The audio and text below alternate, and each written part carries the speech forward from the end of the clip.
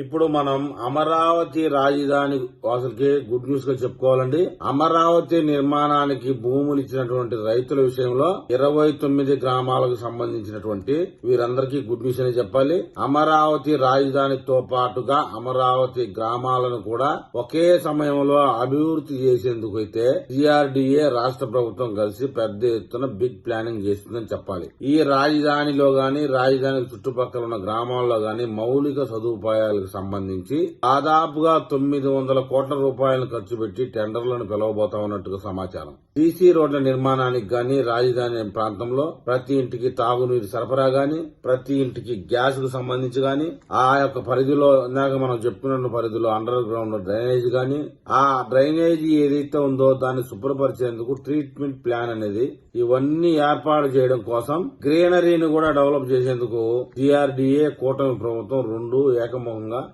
సిద్దమైతా ఉన్నాయండి. మనం చూస్తానే ఉన్నాం అమరావతి రాజధానిలో పెద్ద ఎత్తున పనులు జరుగుతా ఉన్న విషయాన్ని. ఇప్పటికే 85,000 కోట్ల రూపాయల విలువైన పనులు జరుగుతా ఉన్నాయి. రాబోయే ఏడాది కాలంలోనే అమరావతి రాజధానికి సంబంధించి ప్రతి గ్రామంలోనూ అభివృద్ధి కనిపించాలనే ఉద్దేశంతో ముఖ్యమంత్రి ఆదేశాల మేరకు సిఆర్డీఏ సంస్థ బిగ్ ప్లానింగ్ చేస్తా ఉంది.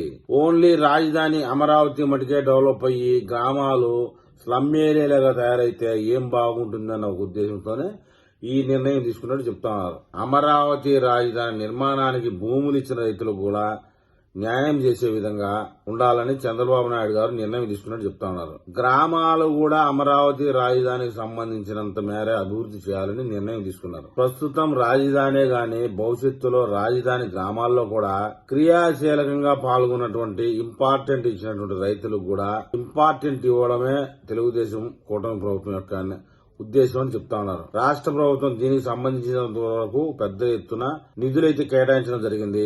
రాబోయే రోజుల్లో మరిన్ని నిధులు ఖర్చు చేయడానికి కూడా సిద్దంగా ఉంది. ముందుగా అమరావతి గ్రామాలకు న్యాయం చేసి ఆ పిమ్మట అమరావతి రాజధానికే చేయాలని నిర్ణయం తీసుకుంది. ముందుగా గ్రామ స్థాయి నుంచి మౌలిక సదుపాయాలు బిల్డ్ చేసి అమరావతి రాజధాని నిర్మాణ పరిధిలో ఉన్నప్పుడే పెద్ద ఎత్తున ఉద్యోగులకి కార్మికులకి వారికి వసతులు కల్పించిందే రాజధాని. అలాంటి గ్రామాలకి పెద్ద ఎత్తున సౌకర్యాలు కల్పించడం తథ్యం. రాబోయే రోజుల్లో అమరావతి రాజధానికి సంబంధించి అంతర్జాతీయ ప్రమాణాలతో కూడినటువంటి ప్రభుత్వ స్కూల్స్ కూడా రాబోతా ఉన్నాయన్నట్టుగా గతంలో నారా లోకేష్ గారు తెలపడం జరిగింది. ఇప్పటివరకైతే ఒక స్కూల్ మాత్రమే సిద్దమైంది.